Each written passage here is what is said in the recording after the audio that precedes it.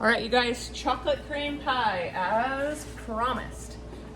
So you can make a couple different types of cream pies using this pastry cream recipe. I'm gonna do chocolate today, but you could sub out the chocolate. I'm just gonna do like a half a cup of chocolate chips I'm gonna add to it. You could add in peanut butter, you could add in Nutella into the pastry cream.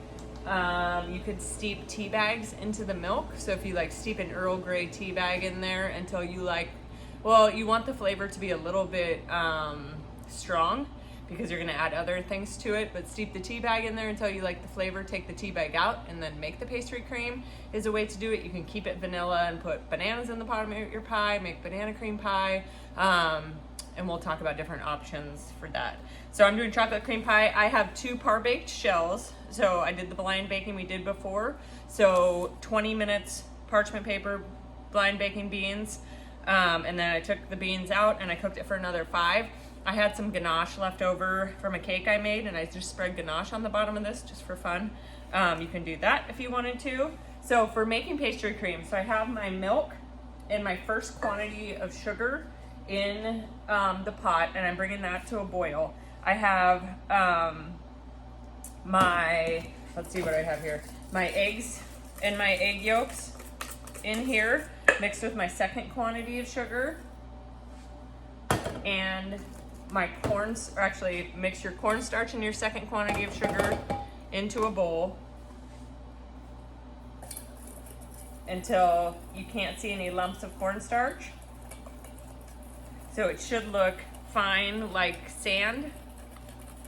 And so once you've mixed that together, you're gonna add it, and you wanna mix your cornstarch really well or you're gonna get lumps. And then you're gonna add it to your eggs and make that a paste. So in this bowl, so in first quantity of sugar and cornstarch, mixed in the bowl until it looks like powdered sugar, because basically that's what powdered sugar is, right? And then you're gonna mix that together with your eggs and your egg yolks until it forms a paste like this. So a paste, I don't know if you can see this, with no lumps in it. And then I'm gonna turn my heat back on because it got a little hot. Once your milk is to a boil, you're gonna temper in. So remember tempering, bringing 2 things to the same temperature so they don't get freaked out. So once your milk comes to a boil, you're gonna add about half a cup of your milk into your eggs, and remember you wanna stir that fast to make sure it doesn't freak out and scramble your eggs. So once you have that done, you're gonna add in, and the heat's still on, you want it on medium heat, you're gonna add your egg cornstarch mixture to this.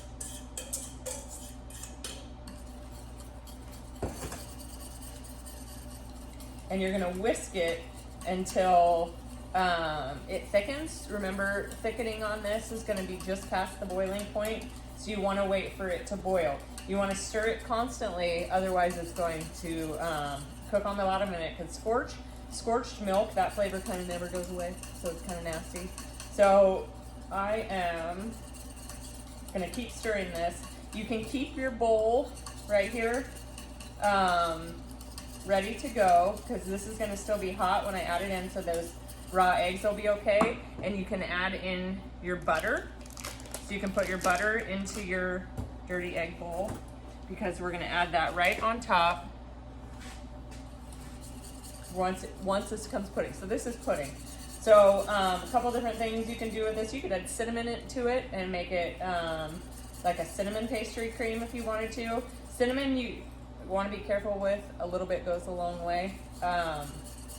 So once it starts to thicken, so I can feel it start to thicken on the bottom a little bit, kind of lift up on it and see what's going on underneath.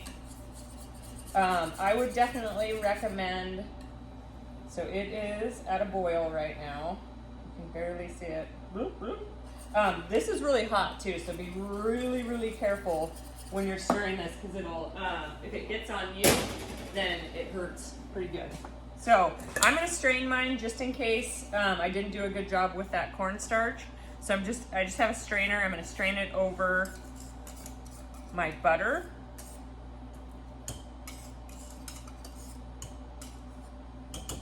So this is the point where you could add like peanut butter or Nutella to it.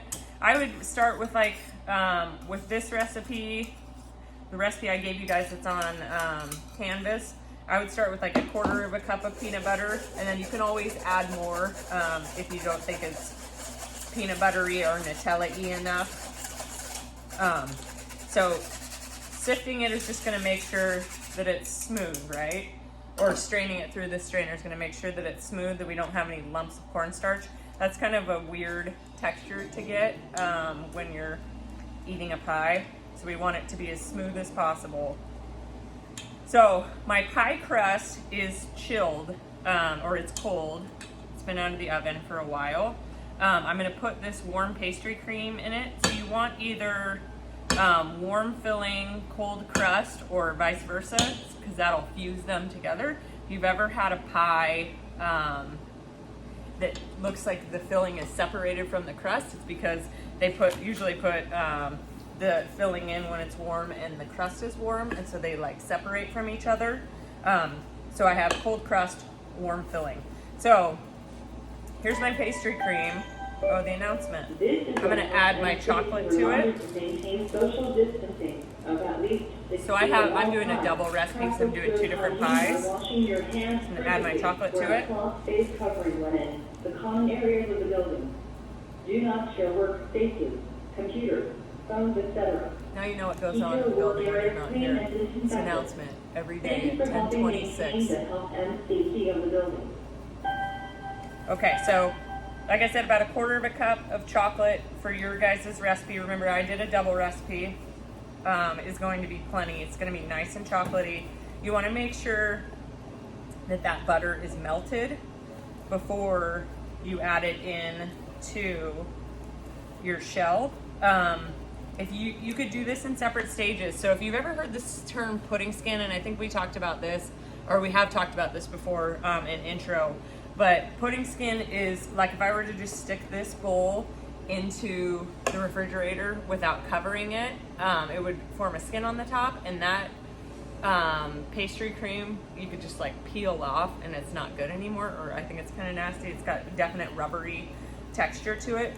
So you want to make sure that you cover this. So I am going to, I'm going to pour it into my pie crust, and then I'm going to cover it with plastic wrap. I just want to make sure that last piece of butter has melted in there. Okay, so I'm going to pour this in there. Delicious. Okay, I'm going to put whipped cream on top, so I'm not going to make this too crazy full. So with this, I'm going to do that.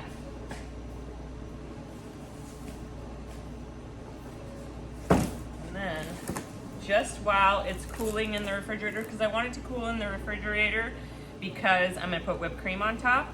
So I'm just going to cover the tops, and I'm going to press it into the pastry cream so that it doesn't form that skin on there.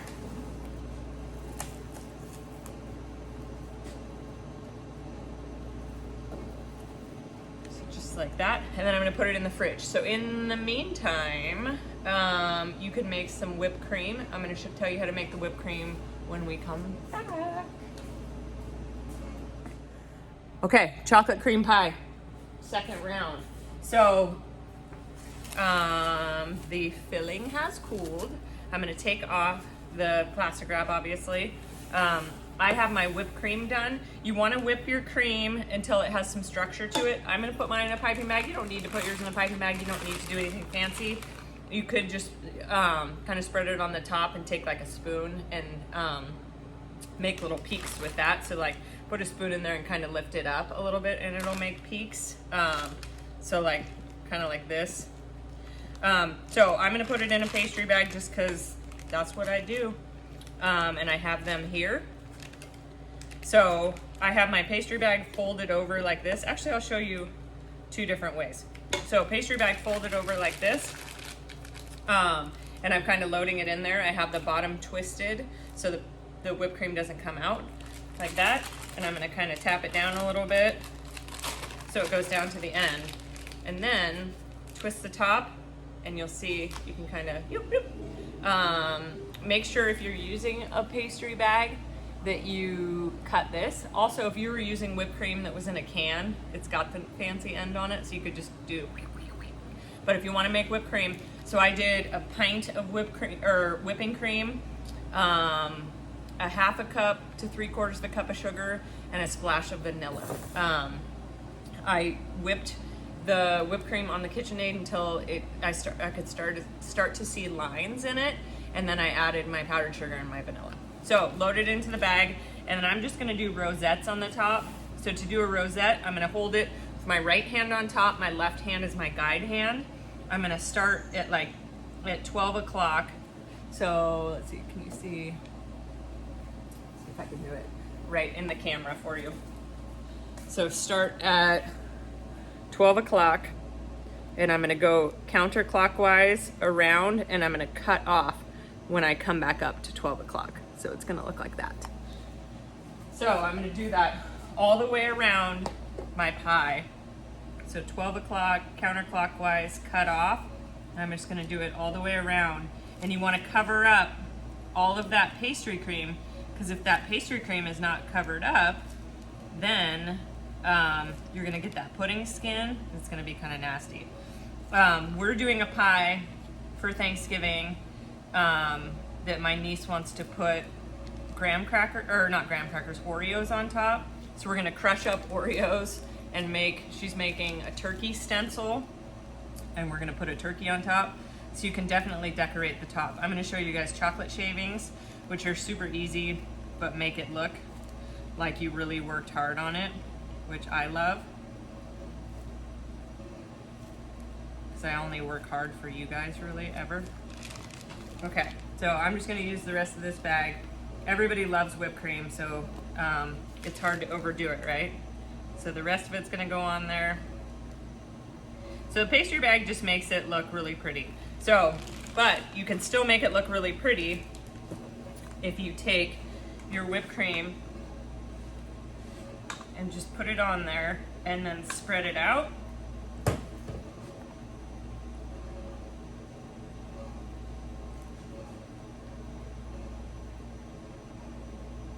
Make like designs, or not designs, but use the spatula to kind of make